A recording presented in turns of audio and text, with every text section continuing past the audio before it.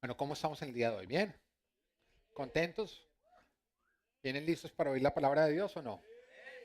Bueno, levanta tu mano derecha y dile, Señor Jesús, yo te doy gracias porque tú estás en este lugar.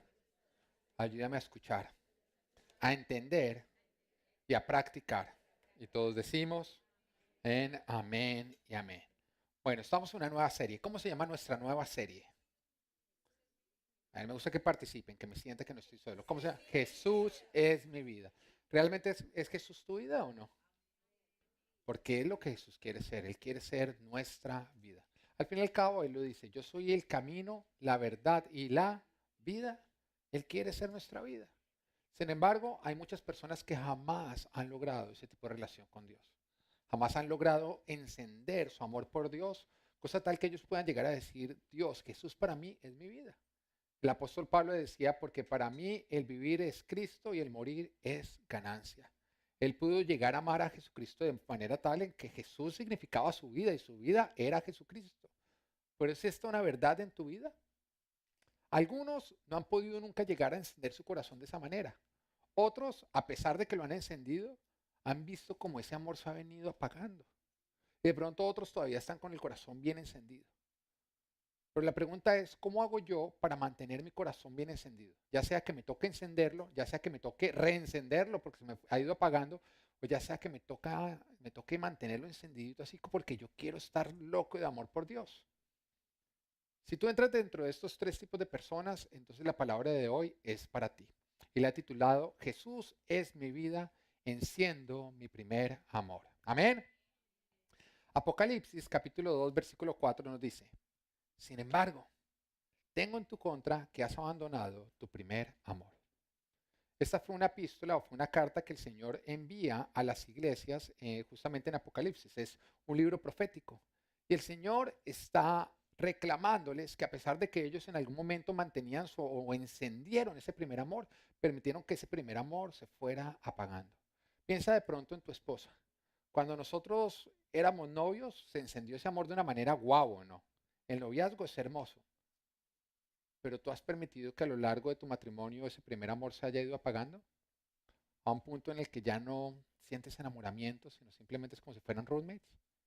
Y esto era justamente lo que le estaba pasando a esta iglesia con respecto a Dios. El enamoramiento, ese primer amor, se convirtió en algo del pasado, porque ellos habían abandonado ese primer amor. Y acá el Señor le dice, recuerda, como llamándolo a volver a ese primer amor, le dice, recuerda de dónde has caído. Arrepiéntete y vuelve a practicar las obras que hacías al principio. Nos estamos dando cuenta que el Señor le está reclamando, tú abandonaste el primer amor, pero al mismo tiempo les está diciendo cómo volver a ese primer amor. Y acá justamente encontramos la clave de cómo encender nuestro corazón, cómo encender ese primer amor, pero también cómo hacer para que no se apague.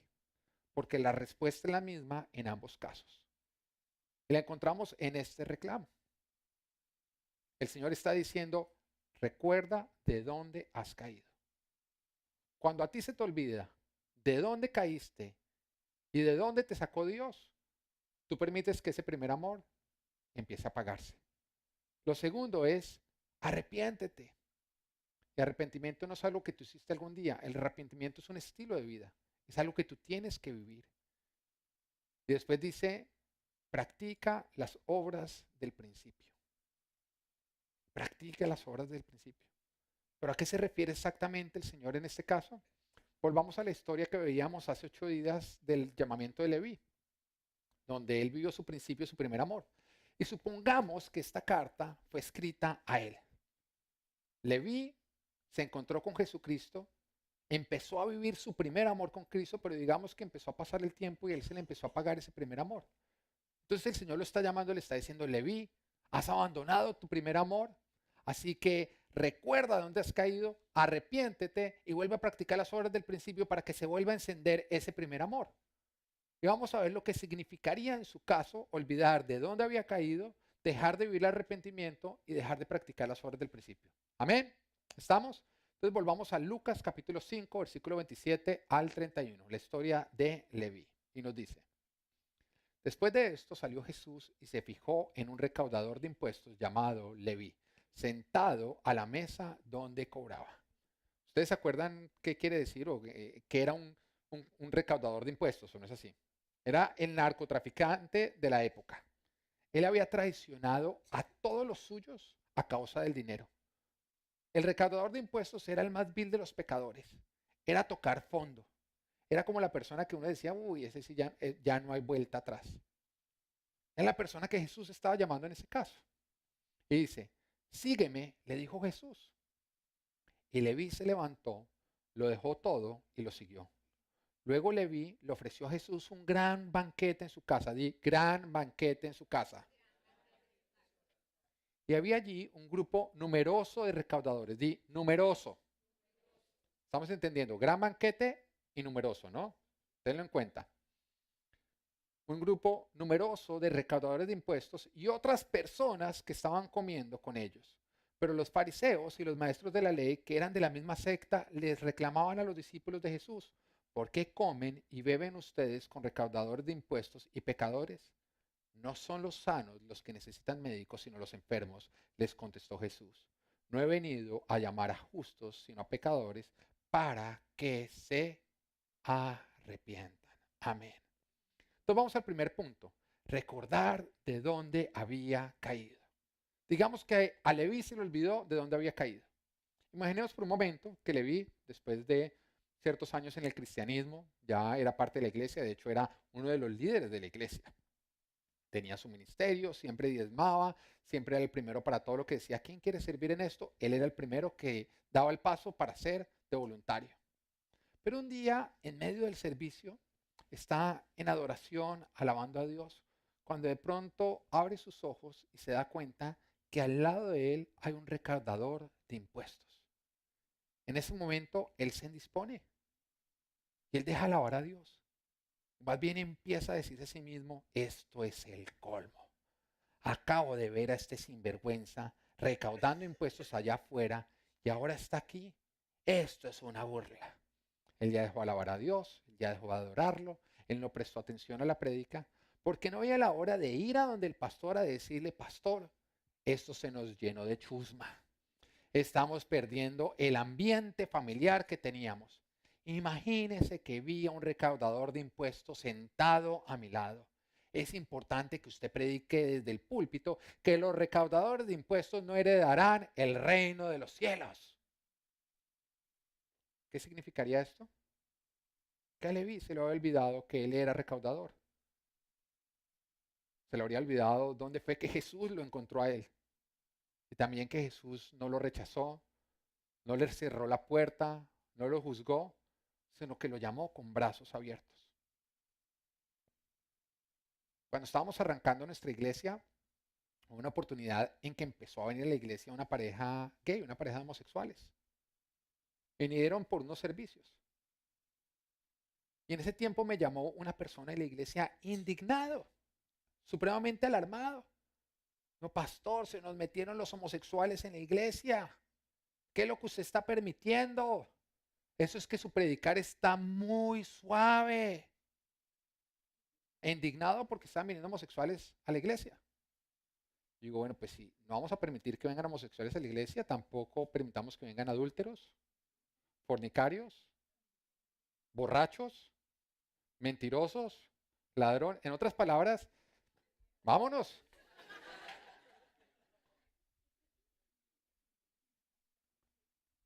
Porque a todos el Señor nos llamó cuando estábamos sentados en una mesa de recaudación, ¿o no es así?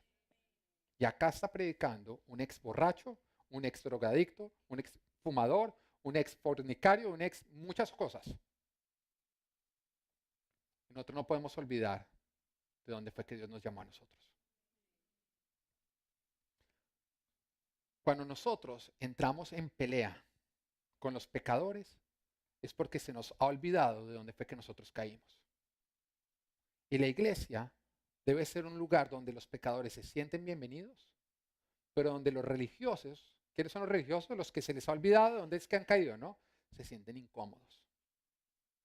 No estoy de acuerdo con entrar en pelea con grupos no cristianos porque están practicando el pecado.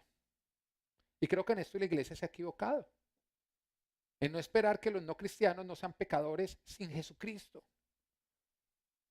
Ya que cuando hacemos eso estamos negando que nosotros justamente dejamos nuestro pecado por Jesucristo. A nosotros Cristo nos perdonó, nos limpió y por eso lo estamos siguiendo. Pero si alguien no se ha encontrado con Jesucristo y nosotros lo atacamos porque tiene condición de pecador, pues nosotros estamos negando a Cristo mismo, la necesidad que tenemos de Él. Y que Él es el único que nos puede salvar a nosotros. Ahora, sé que los cristianos somos pecadores, pero ocasionales. Ya no es nuestro deporte, ya no es nuestro hobby y no debe serlo. Pero cuando nosotros señalamos a los grupos no cristianos y les peleamos por ser pecadores, estamos negando lo que el mismo cristianismo significa. Ser cristiano es reconocer que necesitamos de Jesús para que nos perdone, nos limpie y así podamos seguirlo. Y viene en ese orden. No puede ocurrir en un orden diferente. Tú primero tienes que ser perdonado de tus pecados para que Jesús te pueda limpiar de tus pecados y para que tú puedas seguir a Jesucristo.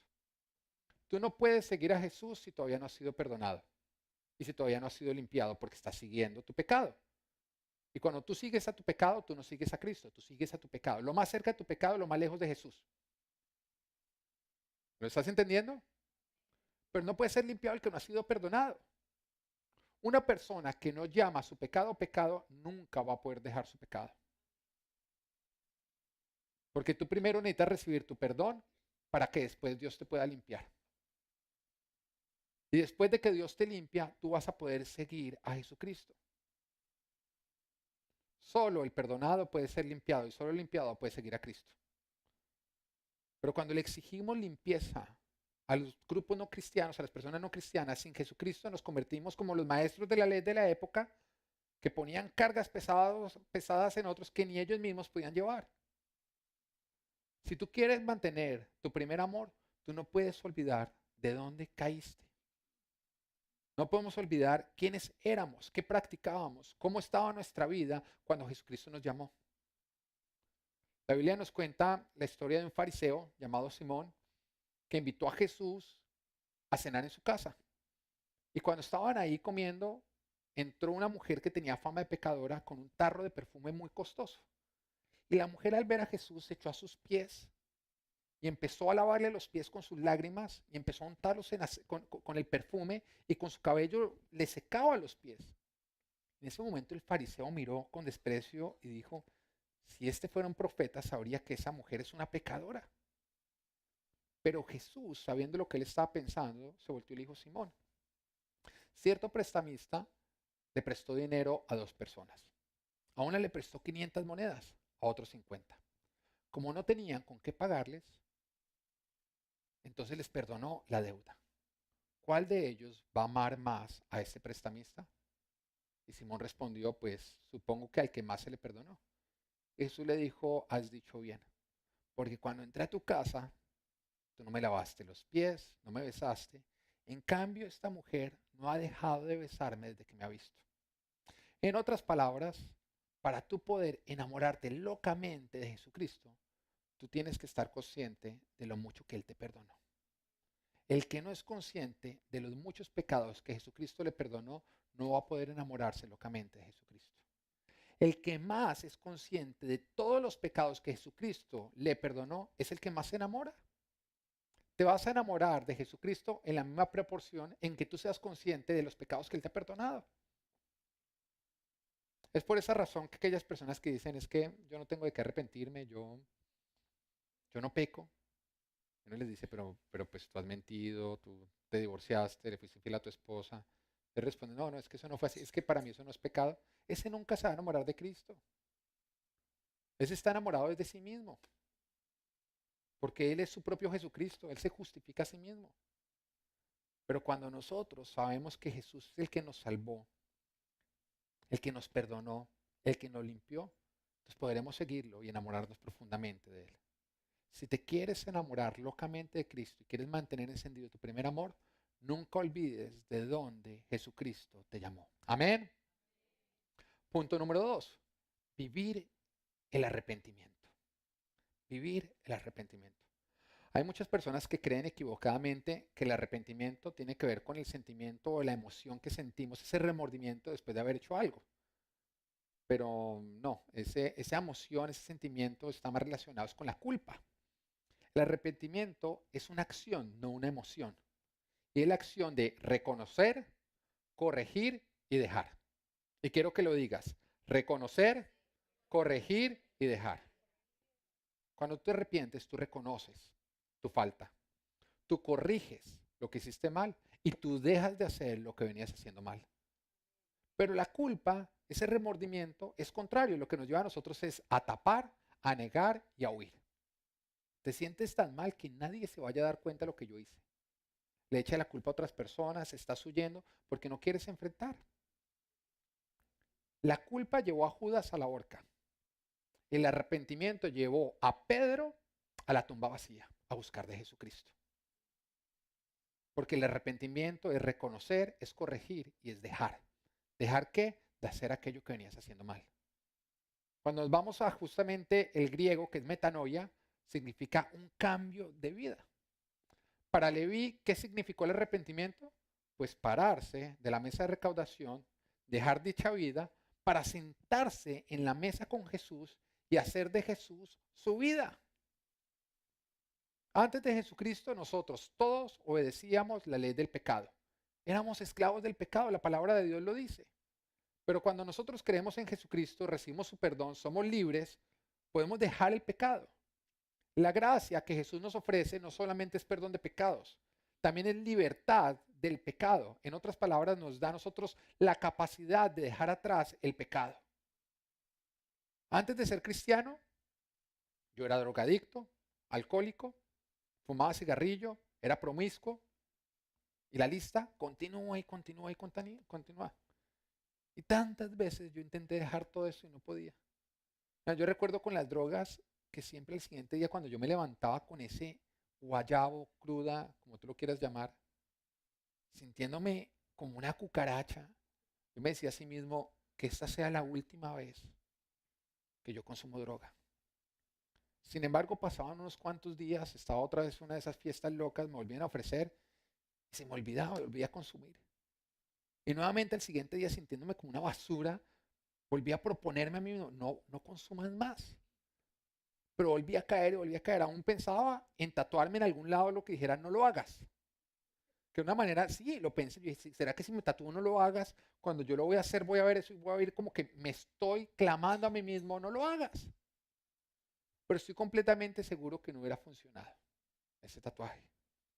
Con el alcohol, bueno, creo que no soy el único de los que consumieron alcohol o consumen.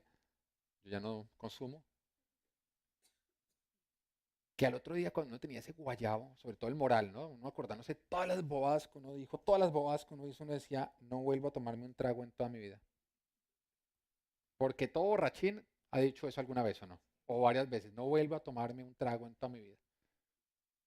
Sin embargo, pasaban los días y se me cambiaban las ganas, ¿no? Se me quitaban las ganas de dejar de tomar y me empezaban las ganas de volver a tomar.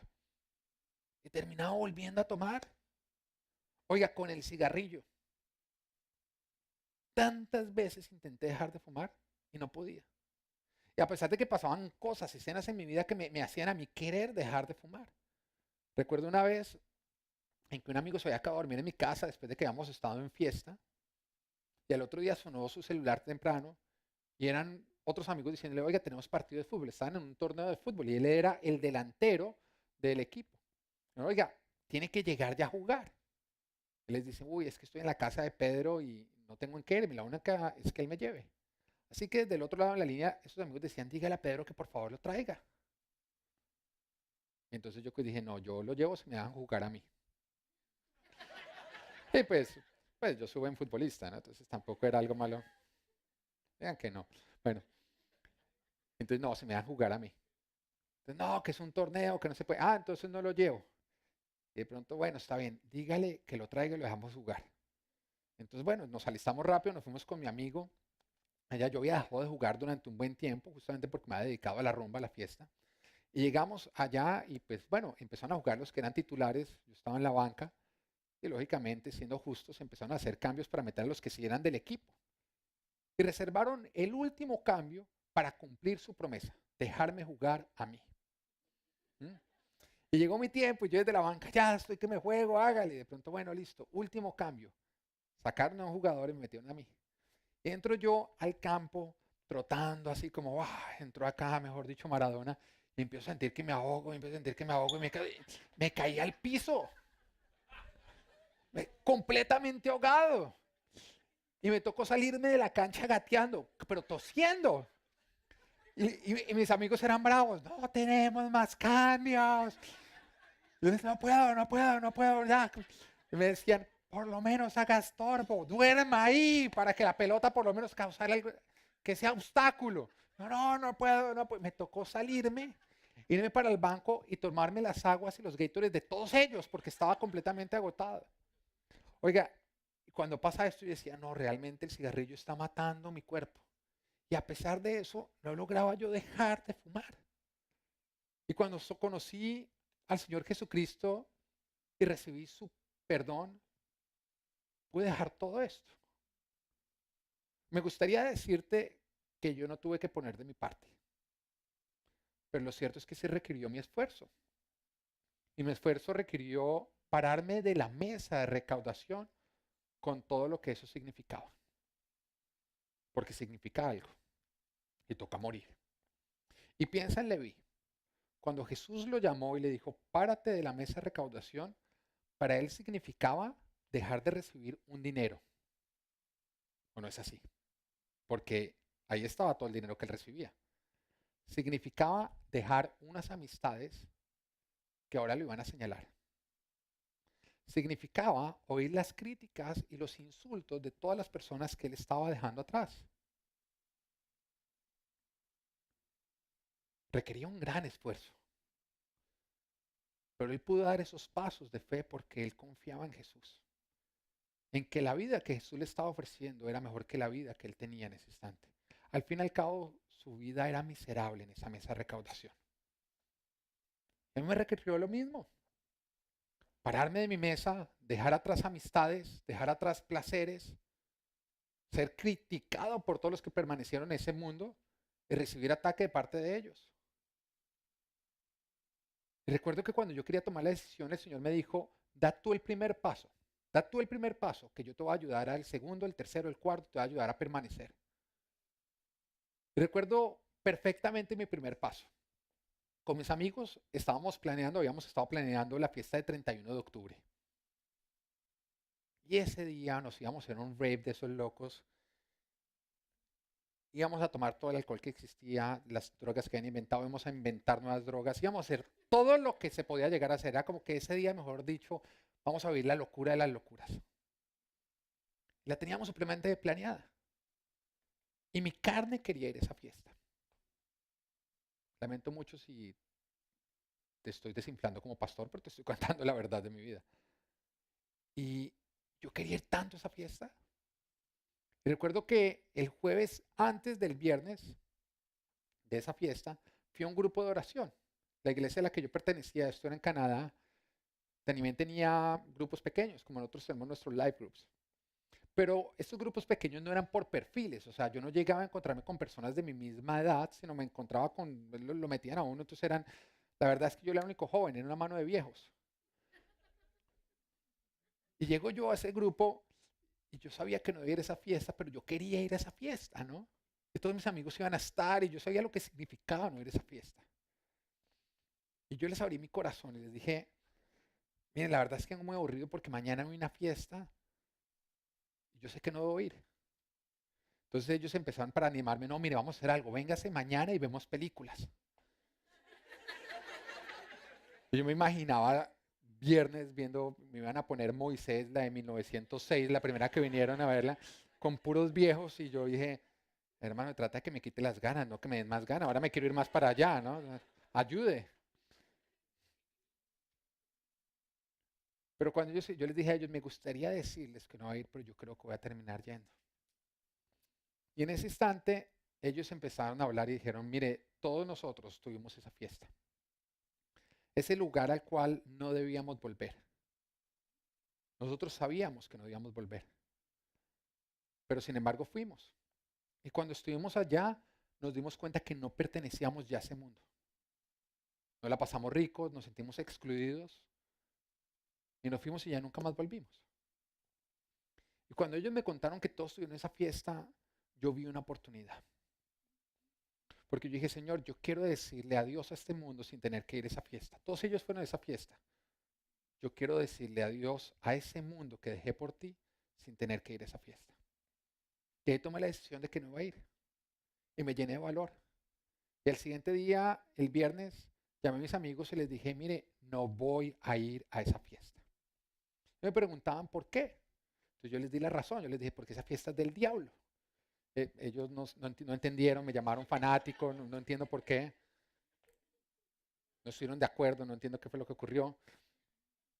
Mis amigos empezaron a insultarme. Recuerdo a mi mejor amiga como me decía madrazos. Es que en esa iglesia a usted lo cambiaron, le lavaron la mente, usted está loco, usted es un fanático. Me empezaron a insultar. Llegaba la hora de la fiesta y el drug dealer me quemaba el celular. A llamarme, a llamarme, a llamarme.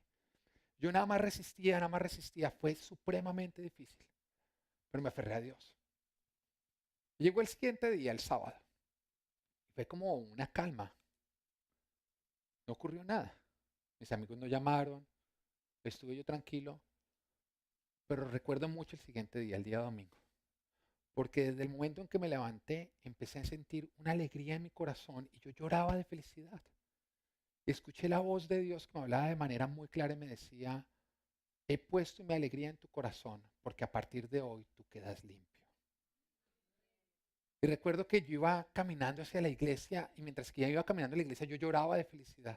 Todo el servicio lloraba de felicidad. Después del servicio lloraba de felicidad. Todo el día me la pasé llorando de felicidad. Pero yo supe que ese día el Señor me limpió. Me gustaría decirte que ahí terminó la lucha, pero la verdad es que no, ahí no terminó. Porque después de limpio, mi reto era permanecer limpio. Y para eso yo tuve que arrancarme el ojo que me hacía pecar. Dejar ciertas amistades, dejar de frecuentar ciertos lugares, poner un límite bien grande con las mujeres y alejarme de todo lo que me quería volver a ensuciar. Cuando uno tiene 15 o 16 años, uno empieza a vivir la época de las fiestas de 15. ¿Se acuerdan o no? Creo que acá hay pocos de 15 o 16 años, ¿no? Pero uno recuerda esas épocas de 15 o 16 años porque una fiesta de 15 era como, wow, hay fiesta de 15. Normalmente invitaban a uno de los amigos y con ese uno llegábamos 20, ¿no? No invitados. Siempre llegábamos 20 no invitados. Y no faltaba la mamá, que era muy decente y compraba ese regalo para ese uno, mi hijo, para que no llegue con las manos vacías. ¿Por qué los 20 poníamos nuestro nombre en ese regalo? ¿No? Entonces era un regalo de parte de 20. No, es que da pena no llegar. Fuera de que nos vamos a colar. Y recuerdo una vez un buen amigo que lo invitaron a una fiesta de 15. Oye, decidió irse solo, nos invitó a nosotros. Y se puso su pinta. ¿Ustedes se acuerdan lo que era una pinta de fiesta de 15? ¿No? Uno tenía que ponerse su vestido, con su corbata. Pero en esa época tenía un vestido, una corbata, una camisa, unos zapatos. Tenía uno de cada cosa, ¿o no? Era así de sencillo. Si no le tomaban foto en toda la fiesta de 15, parecía la misma fiesta de 15 porque todo el mundo parecía vestido igual. ¿Mm? Y mi amigo ese día empezó a vestirse, a alistarse. Esto él me lo contó. Y se puso así todo bonito. Y se le hizo muy tarde. Así que él, en lugar de llamar un taxi, salió a una de las calles principales a coger el taxi. Ya era de noche, estaba oscuro. Y él salió y de pronto vio que venía así el carro amarillito, le hizo señales para que frenara. Y el taxi frenó un poco más adelante. Así que él empezó a correr para montarse en el taxi, cuando de pronto en el piso había un regalo, ¿no? Un bollito de perro así recién parido.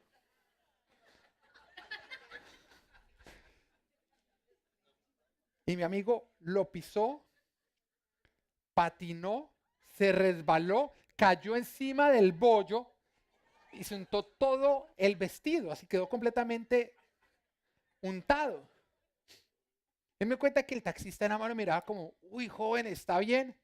Y él se paró todo poposeado y le dice como, no, hermano, ya vaya, se me toca volver para la casa y le toca volverse para la casa, no pude ir a la fiesta de 15. Oye, cuando mi amigo nos contaba esto, a uno le daba una tristeza. Porque uno no quiere que un amigo le cuente eso a uno, uno quiere verlo. Y yo dije, ¿por qué no me dejó?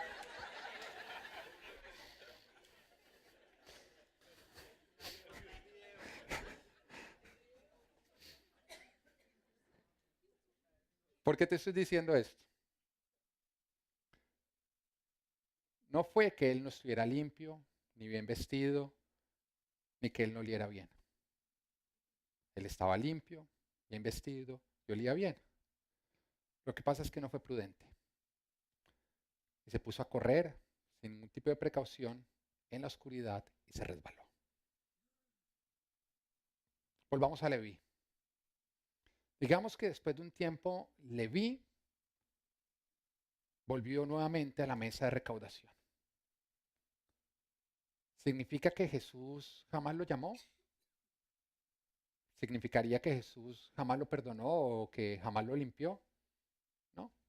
Simplemente significaría que a pesar de que Jesús lo llamó, lo limpió, lo perdonó, él se volvió a ensuciar. Y el apóstol Pedro, en su segunda epístola, se refiere a este tipo de personas como personas que habiendo escapado de la contaminación de este mundo, por haber conocido a Jesucristo, volvieron a enredarse en dichas cosas que ya habían dejado y terminaron en peores condiciones. Y dice en el versículo 22, en su caso ha sucedido lo que acertadamente afirman estos proverbios. El perro volvió a su vómito y la puerca lavada a revolcarse en el lodo. Lastimosamente hay muchos que después de limpios se vuelven a ensuciar. No porque Jesús no los haya limpiado, sino porque no tuvieron cuidado, porque no fueron prudentes, porque habiendo ya vomitado volvieron a su vómito. Y porque aunque Jesús ya los había lavado, volvieron nuevamente al lodo. Y hay dos cosas que uno tiene que hacer para que ese primer amor se encienda y permanezca encendido. Lo primero que tú tienes que hacer es arrepentirte de tus pecados. Si tú no te paras y no dejas tu mesa de recaudación, no dejas atrás eso que es pecado, jamás vas a poder enamorarte de Jesucristo. El pecado no aleja a Dios de ti, te aleja a ti de Dios. Porque lo más cerca de Jesús es lo más lejos del pecado y lo más cerca del pecado es lo más lejos de Dios. Y si tú no te paras de tu mesa de recaudación, jamás vas a conocer a Jesús como Él quiere que tú lo conozcas. Arrepentirse es pararse de tu mesa de recaudación para sentarte en la mesa de Cristo. Tienes que dejar atrás aquello que tienes que dejar atrás. ¿Va a ser difícil? Sí, es muy difícil. Porque requiere un cambio de vida. Significa dejar personas atrás. Hay amistades que ya no pueden estar en tu nueva vida.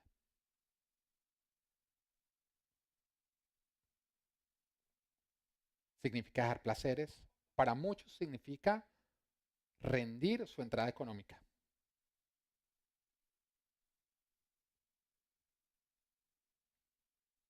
Y si una vez tú te has arrepentido y has dejado atrás tu pecado y vuelves nuevamente a coquetear con lo que ya Dios te había limpiado, te vuelves permisivo, vas a permitir, estás haciendo que tu primer amor se vuelva a enfriar. Hay muchos que ya el pecado era cuestión del pasado, pero en su caminar con Cristo empiezan nuevamente a coquetear con aquello que ya era cuestión del pasado. Y vuelven otra vez a volverse permisivos, por ejemplo, con su mirada, con sus compañías, con lo que hacen. Guardan resentimiento ahora, ya no perdonan con facilidad, se vuelven orgullosos, altivos. Y poco a poco empiezan nuevamente a acercarse a esa mesa de recaudación de la cual Jesús los había llamado. No apagues tu primer amor por acercarte nuevamente a tu mesa de recaudación. Ser permisivo con el pecado apaga tu primer amor. Deja de ceder campo al pecado en tu vida. Amén. Punto número 3. Practicar las obras del principio. Eso está bueno, practicar las obras del principio. Y volvamos nuevamente a lo que significaría esto en un matrimonio. ¿Cómo fue que uno enamoró a su esposa? Con palabras lindas, regalos, invitadas a comer, ¿m? Siendo paciente, siendo un caballero o no. Oiga, y muchos han dejado de hacer todo eso y se preguntan, no, es que yo no sé, se acabó el amor en la casa, se acabó el enamoramiento. Claro, porque tú abandonaste las obras del principio. Vuelve a tratar a tu esposa como la trataste cuando la enamoraste y vas a volver a revivir ese primer amor. Y acá la responsabilidad cae sobre el hombre. Porque si la ponemos en la mujer, de hecho, la mujer que empieza a hacer todo eso por un hombre que quiso conquistar a un hombre normalmente lo espanta. Porque nosotros tenemos, no, dentro de nosotros está el conquistar o no. En nosotros está el conquistar. Y en ustedes, mujeres, está el ser conquistadas. Eso es así. La mujer que se la pone fácil al hombre, no se la está poniendo fácil. Lo está alejando, póngasela difícil. Póngasela más difícil, mejor dicho, súmase encima de un árbol, engrase ese árbol, hágalo sufrir ahí. Y cuando ya lo está logrando, déle un pisotón y que se caiga, que le cueste. Porque ese hombre sí valora. Y a uno le encanta, Es que entiendan ustedes. La misma historia de amor les habla tanto a ustedes como a nosotros. La típica de la princesa que está en un castillo, presa, y alrededor de ella un dragón. Y un príncipe que va a derrotar ese dragón para conquistarla a ella. La misma historia que a usted las cautiva a nosotros. Ahora, cuando ustedes oyen esa historia, las mujeres con quién se relacionan. No es con el dragón, no, eso es después de casar, no mentira.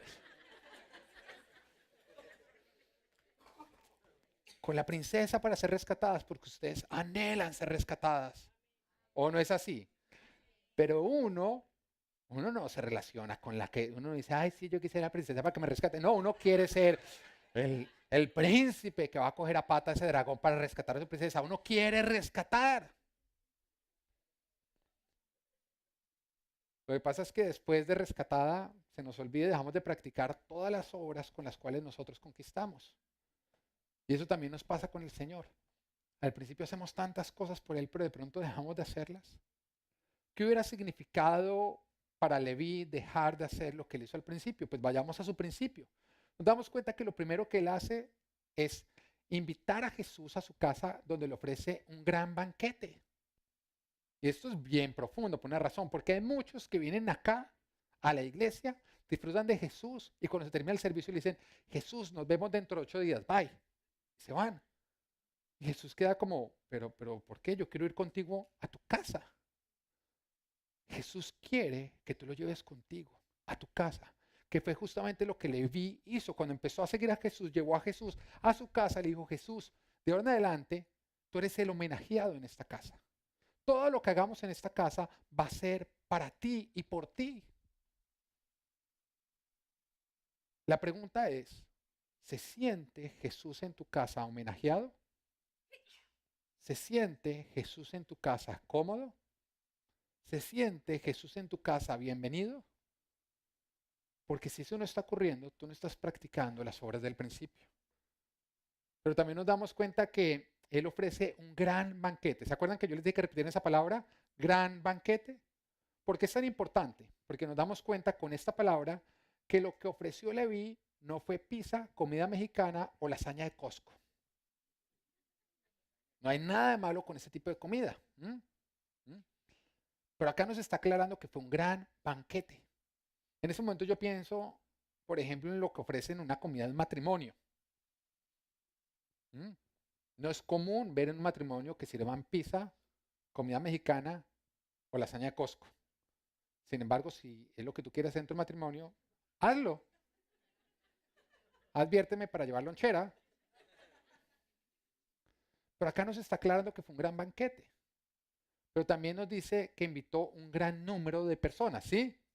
Entre los cuales estaban recaudadores de impuestos, con otras personas, en otras palabras, él invitó a sus amigos y les dijo, pueden llevar amigos. Invitó a sus amigos y los amigos de sus amigos. Y hasta nos habla que presentes estaban los fariseos y los maestros de la ley, que eran sus enemigos. Él abrió su casa a sus amigos, a los amigos de sus amigos y aún a sus enemigos para hablar de Cristo. y para homenajear a Cristo. Pero si nosotros nos damos cuenta, el costo de este banquete tuvo que ser alto, ¿no? Porque ofreció buena comida para hablar de Jesucristo. Si lo pusiéramos al día de hoy, ¿cuánto costó este banquete? ¿Miles de dólares o no? Ustedes se dan cuenta que por mucho tiempo Leví había buscado en el dinero su seguridad. De hecho, por seguir al dinero, por andar buscando el dinero, él terminó en una mesa de recaudación. Y lo primero que él hace para seguir a Cristo es coger y rendir su dinero a Jesucristo. Y de pronto sus amigos en ese momento, cuando vieron lo que él se estaba gastando en ese banquete, le dijeron: Leví, ¿usted no entiende que usted se acaba de quedar sin trabajo? Porque los romanos no lo van a volver a contratar después de que usted les dejó tirar a la mesa de recaudación. ¿Usted se acaba de quedar sin sustento y se va a gastar todo este dinero? Pero Leví realmente había dicho: es que yo ya no confío en el dinero ni sigo el dinero. Mi confianza está puesta en Jesucristo y yo sigo a Jesucristo. Por mucho tiempo, Leví había confiado su futuro y la solución de cualquier problema al dinero. ¿Qué es lo que hace este mundo o no es así? Siempre confía en el dinero. Cuando uno empieza a venir a la iglesia y uno empieza a convertirse, uno empieza a tener todos los cambios, los familiares y los amigos no creyentes, lo que más les preocupa es: oiga, usted no caerá en ese cuento del diezmo, ¿no? Yo recuerdo mis familiares no cristianos, cuando yo empiezo a tener todos estos cambios y tan enamorado de Jesucristo, una vez viene y me dice uno de ellos, me dice: oiga, usted no estará dando el diezmo.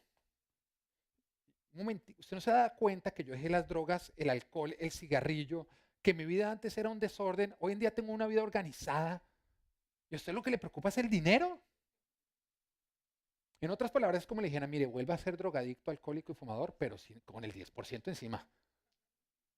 Porque este mundo confía más en el dinero que en Jesucristo.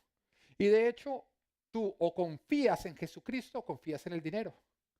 No se puede confiar en los dos. Y la palabra nos dice en Mateo 6:24: nadie puede servir a dos señores, pues menospreciará a uno y amará el otro. O querrá mucho a uno y despreciará al otro.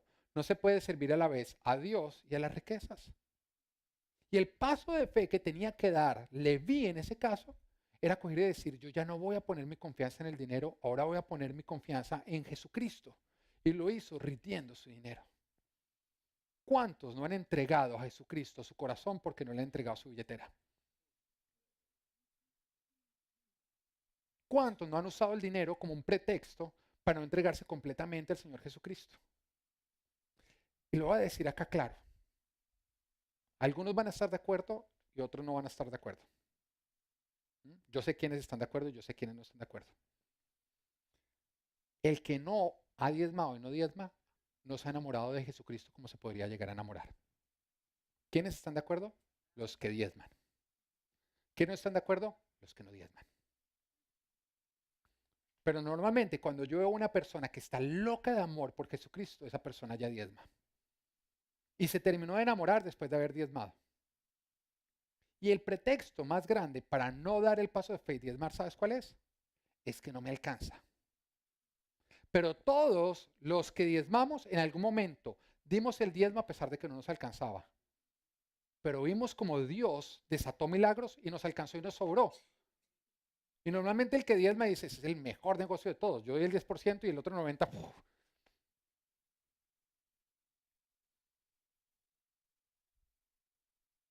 No hay paso de fe que no desate un milagro, ni hay milagro sin que tú des un paso de fe. Siempre requiere que nosotros demos un paso de fe. Y nos damos cuenta que algo que Él hace en su primer amor es coger y decir: mi futuro no depende del dinero que yo tengo. Yo no voy a poner mi confianza en lo material, la voy a poner en ti, Jesucristo. Y de pronto habían miles de preguntas. Las preguntas eran: bueno, Leví, ¿y mañana usted qué va a hacer? Se pone a seguir a Jesucristo y entonces ¿qué? ¿Qué va a hacer para pagar el arriendo? Y Leví podía decir: es que eso no es problema mío, eso es problema de Jesucristo, no es que yo le estoy siguiendo a Él. Y cuando tú das pasos de fe y tú vives por fe, tú sabes que tus problemas ya no están en tus manos, sino ahora están en las manos de Dios. O sea, están en mejores manos. Pero no solamente se refiere, en este caso, el poner su confianza en el Señor, también se refiere a la forma en que Él está organizando todo para compartir de Jesucristo. Porque acá en la iglesia, cada domingo, nosotros preparamos un banquete para Jesucristo, para compartir de Jesucristo. Pero ¿cuándo fue la última vez que tú invitaste a alguien para venir a la iglesia? Porque cuando tú compartes de Jesús a otros, tú te enamoras más profundamente de Jesucristo. Y yo recuerdo cuando yo me convertí, que yo todos los domingos me levantaba temprano y empezaba a llamar en toda mi lista de contactos personas y les decía que yo lo invito a mi iglesia, yo lo recojo. Y llenaba mi carro, iba, lo recogía, después del servicio los devolvía cada uno a su casa. Y había oportunidades en que tantas personas me decían que sí, que tenía que ir a recogerlos, ir a un servicio, devolverlos, ir a recoger a otros, ir al servicio y devolverlos. ¿Y sabes hasta cuándo lo hice? Hasta que estas personas están lo suficientemente maduras espiritualmente para ya ir por ellos mismos a la iglesia. Todo esto hace que uno se enamore más y más de Jesucristo. Pero cuando nosotros olvidamos y dejamos de hacer estas obras del principio, dejamos de hacer banquetes para compartir de Cristo, dejamos que ese primer amor se apague. ¿Cuándo fue la última vez que tú abriste tu casa, hiciste un banquete para invitar a tus amigos y compartirles de Jesús? Y no te estoy diciendo que abras una iglesia en tu casa, te estoy diciendo que hagas de tu casa la iglesia y que compartas tu testimonio y que después de eso conectes a las personas con tu iglesia. Porque voy a aclarar acá, una persona que puede haber hecho la oración de fe, lo que tú quieras, pero que no se conecta con la iglesia, no crece espiritualmente. La iglesia es necesaria para que todos crezcamos espiritualmente. El que deja venir a la iglesia se empieza a enfriar espiritualmente. Y por más de que tú ores con una persona, leas la palabra, lo que tú quieras, si la persona no se conecta con la iglesia, esa persona no va a dar fruto. Se requiere de esta tierra para que esa semilla dé fruto. Esta es la buena tierra. Ahora tenemos nuestros life groups, donde justamente compartimos una cena y hablamos de Jesús. La pregunta es, ¿eres ya tu parte de un life group?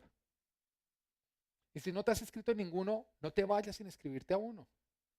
Invita a todas las personas que tú conozcas. Todos los life groups puedes llevar a quien tú quieras, para que ellos también conozcan de Jesucristo. Cuando Jesús sanaba a alguien y estas personas querían seguirlo a él, le decían, Señor, yo quiero ir contigo. Él les decía, ¿quieres seguirme o qué? Ve a los tuyos y compárteles a ellos todo lo que Dios ha hecho por ti. Tú no tienes que ser un predicador para compartir de Jesucristo. Simplemente comparte tu testimonio.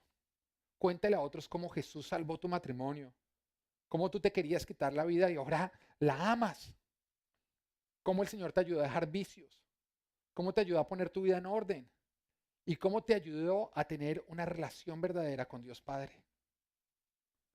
Pero cuando nosotros guardamos silencio y dejamos de testificar de Jesucristo, apagamos nuestro primer amor.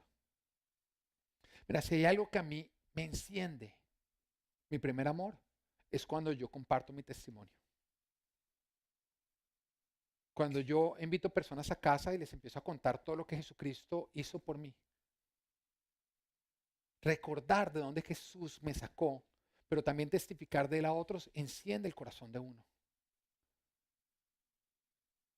La pregunta es, ¿has dejado de hacer banquetes para compartir lo que Jesús hizo por ti? ¿Has dejado de invitar personas a la iglesia para que ellos también conozcan de Cristo?